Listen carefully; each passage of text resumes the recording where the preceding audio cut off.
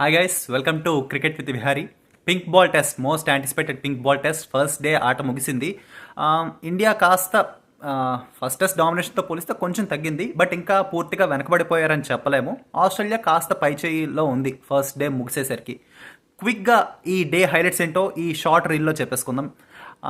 నితీష్ కుమార్ రెడ్డి మరోసారి innings top స్కోరర్గా నిలిచాడు. మన తెలుగువాడు, చాలా ప్రౌడ్ మూమెంట్ మనందరికీ. వరుసగా 3 టెస్టుల్లో కూడా ఒక ఫస్ట్ టైం టూర్ చేస్తున్న వాళ్ళ లేడు.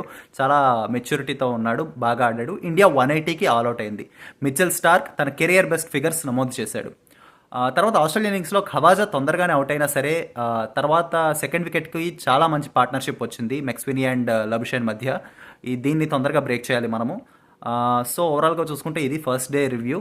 చూద్దాం, రేపు ఎర్లీ వికెట్స్ పడాలని కోరుకుందాం.